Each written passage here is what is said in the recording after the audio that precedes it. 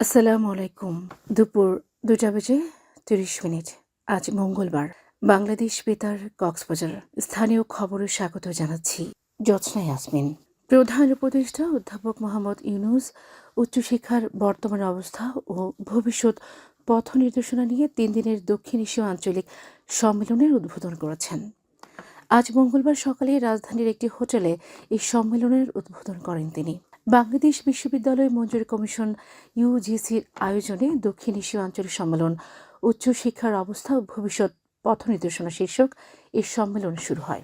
UGC chairman অধ্যাপক doctor এস.এম.এ ফয়েজের সভাপতিত্বে এতে বিশেষ অতিথির বক্তব্য দেন শিক্ষা উপদেষ্টা অধ্যাপক ডক্টর সি.আর. আবরার।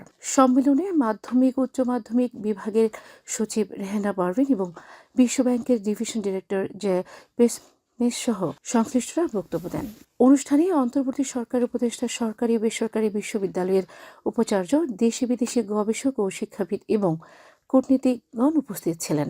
সম্মেলনে যুক্তরাজ্য, মালদ্বীপ, মালয়েশিয়া, নেপাল, পাকিস্তান ও শ্রীলঙ্কা সহ বিভিন্ন দেশের ৩০ জন আন্তর্জাতিক প্রতিনিধি অংশ নিচ্ছেন। পাশাপাশি বিশ্বব্যাংকের প্রতিনিধিরাও এতে অংশগ্রহণ করছেন। আগামী ১৫ জানুয়ারি এই সম্মেলন শেষ হবে। স্বপ্নের বাংলাদেশ গড়ে তুলতে গণভোটে হ্যাঁ ভোট দেওয়ার আহ্বান জানিয়ে দ্বিতীয় ফটোকার্ড প্রকাশ করেছে প্রধান উপদেষ্টার প্রেস উইং।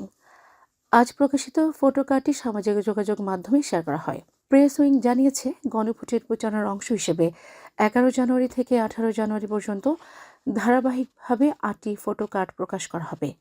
এই উদ্যোগের লক্ষ্য হল গণভোটের বিষয়ে জনসচেতনতা বাড়ানো এবং নাগরিকদের সক্রিয় অংশগ্রহণে উৎসাহিত করা। গত রোববার গণভোট ২০২৬-এর প্রথম ফটোকার্ড প্রকাশ করা হয়। এদিকে গণভোট সম্পর্কে জনসচেতনতা সৃষ্টিতে সরকারের পক্ষ থেকে দেশব্যাপী ব্যাপক কর্মসূচি বাস্তবায়ন শুরু হয়েছে। এসব কর্মসূচির আওতায় মাঝ পর্যায়ে সরকারি কর্মকর্তা, ধর্মীয় নেতৃবৃন্দ এবং বেসরকারি সংগঠনের প্রতিনিধিদের প্রশিক্ষণ দেওয়া হচ্ছে, যাতে তৃণমূল পর্যায়ে গণভোটের বিষয়ে ইতিবাচক ধারণা তৈরি করা যায়। মহেশখালীর মাতারবাড়ির কয়লাভিত্তিক তাপবিদ্যুৎ কেন্দ্রের স্ক্র্যাপইয়ার্ডে ভয়াবহ অগ্নিকাণ্ডের ঘটনা ঘটেছে। ফায়ার সার্ভিসের ৬টি ইউনিটের ৭ ঘণ্টার চেষ্টার আগুন পুরোপুরি নিয়ন্ত্রণে আসে। তবে এই ঘটনায় বিদ্যুৎ কেন্দ্রের মূল উৎপাদন ইউনিট বা বয়লারে কোনো ক্ষতি হয়নি। স্বাভাবিক রয়েছে বিদ্যুৎ উৎপাদন। গতকাল রাতে বিদ্যুৎ কেন্দ্রের অভ্যন্তরে অবস্থিত স্ক্র্যাপইয়ার্ডে আগুনের সূত্রপাত হয়। খবর পেয়ে মহেশখালী, চকরিয়া বিদ্যুৎ কেন্দ্রের ২টি ইউনিট সহ ফায়ার সার্ভিসের ৬টি ইউনিট আগুন নিয়ন্ত্রণে কাজ শুরু করে। কক্সবাজার ফায়ার সার্ভিস স্টেশনের সিনিয়র স্টেশন কর্মকর্তা দোলন আচার্য জানান, আজ ভোর ৫:৩০টার দিকে আগুন পুরোপুরি নিয়ন্ত্রণে আনা হয়। মহেশখালী উপজেলা নির্বাহী কর্মকর্তা ইমরান মাহমুদ ডালিম বলেন, বিদ্যুৎ কেন্দ্রের ভেতরের স্ক্র্যাপইয়ার্ডে আগুন লেগেছে। আগুন লাগার কারণ অনুসন্ধানে তদন্ত কমিটি গঠনের প্রক্রিয়া চলছে। টেকনাফ সীমান্তে গুলিবিদ্ধ শিশু হুজাইফা আফনানকে উন্নত চিকিৎসার জন্য চট্টগ্রাম থেকে ঢাকা ন্যাশনাল ইনস্টিটিউট অফ নিউরোসায়েন্সে নিয়ে যাওয়ার সিদ্ধান্ত নিয়েছে মেডিকেল বোর্ড। আজ চট্টগ্রাম মেডিকেল কলেজ হাসপাতালের আইসিইউতে চিকিৎসাধীন হুজাইফাকে নিয়ে গঠিত মেডিকেল বোর্ড এই সিদ্ধান্ত নেয়। তার অবস্থা উন্নতির দিকে বলে জানান চিকিৎসকরা। চমেক হাসপাতালের নিউরোসার্জারি বিভাগের সহযোগী অধ্যাপক সাইফুল ইসলাম জানান, হুজাইফা আফনানের অবস্থা আগের থেকে ভালো, তবু উন্নত চিকিৎসার জন্য তাকে ঢাকায় পাঠানোর সিদ্ধান্ত দিয়েছে মেডিকেল বোর্ড। মিয়ানমারের অভ্যন্তরীণ সংঘর্ষে টেকনাফ সীমান্তের হোয়াংকংয়ে মাথায় গুলিবিদ্ধ হয় ৯ বছরের বয়সী শিশু হুজাইফা আফনান।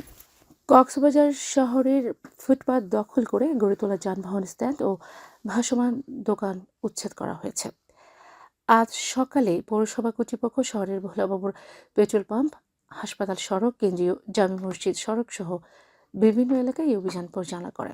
পৌরসভা জানিয়েছে, শহরের সড়ক উপসড়কের ফুটপাত দখল করে ভাসমান দোকানের পাশাপাশি গড়ে তোলা হয়েছে অবৈধ সিএনজি স্ট্যান্ড। এর ফলে পথচারী সহ সাধারণ লোকজনের চলাচলে প্রতিবন্ধকতা সৃষ্টি হচ্ছে।